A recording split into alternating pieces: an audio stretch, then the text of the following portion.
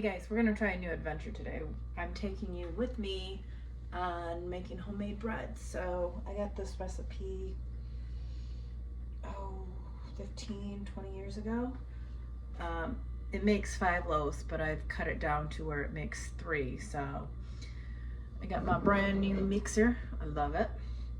And then I'm gonna do half here and half in that bowl there, hand mixing it. So come along with us. If anybody's interested, that's the recipe, and I'll have it down below too. I gotta do 9 cups of flour, so I got my ingredients here, so you'll see me pouring them in there, so let's go. So my measuring is more by generally this, but if I go over or a little under, I'm okay with that. That's how I cook. I do a lot by taste, so we're gonna start pouring the flour in, if I don't make a mess first, because that's how I roll. And I keep my flour in the fridge. It's just how I was taught by my mom, and so that's what we do. It's 4. Next ingredient is fast rising yeast, and I'm going to use 1.5 packets. So I just poured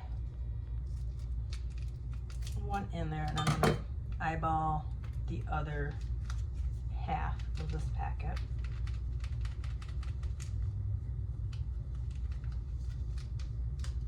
A little bit more.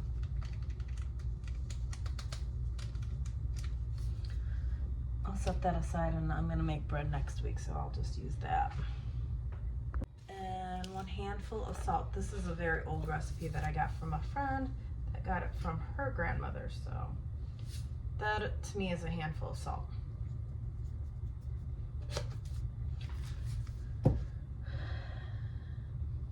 And 1 heap of shortening or lard. I like my Crisco for making this one. I just did dishes, as you can see, they're piled up. Made dinner.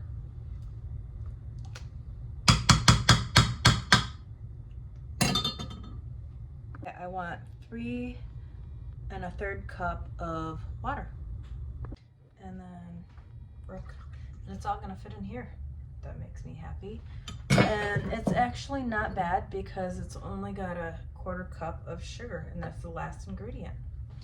And we're gonna turn it on and go from there. Totally missed that. This is my 2nd time using it. And as you can see, I've already made a mess. Fun. Let's try this again. Let's go slow. I did not have the safety guard down all the way. It was up maybe 1/4 inch. So yeah, fun.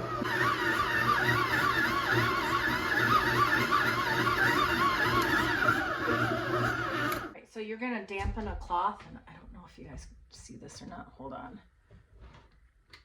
You're gonna dampen a cloth and kind of wring out the excess. I transferred this to all of it into a bowl, so we're gonna go from there. See, and I transferred everything to this bowl, and I'm just gonna put this over it, and I'm gonna let it rise from the heat and the moisture of the cloth. It'll take a couple, like half hour, 45 minutes, and then I'm gonna knead it, not too much, just to knock down the fluffiness, and I'm gonna do that twice. I'm gonna let it rise, knock it down, rise, knead it, knock it down, and then let it rise again, and then I'm gonna put it in my pans and bake it for, what did it say, 30 minutes at 350. Give me time to clean this mess up, finish doing the dishes from dinner, and go from there. So I've got some paper towel and some shortening. You can spray it. I prefer to rub it in all the corners. I like doing it with shortening. That's just me. That's how I was taught, so that's what I do. You can do just spray it down so the bread does not stick. So get it good. I probably do an overkill on it. And I've got 3 loaf pans that I'm gonna do, so I'm just showing you one. I forgot to film, but you see 3 loaves, 1, 2, 3. The oven is at 350 and you put them in for 30 minutes. And I'll show you the final results. And you can see, excuse me, 3 beautiful loaves of homemade bread. So yeah, that was fun making, and thanks for coming along the journey with me. And I'll have the recipe down below for you guys. These are the lovelies out of the bread pan. So I'm gonna cut these up and I'm gonna take them to work with me for our holiday party today.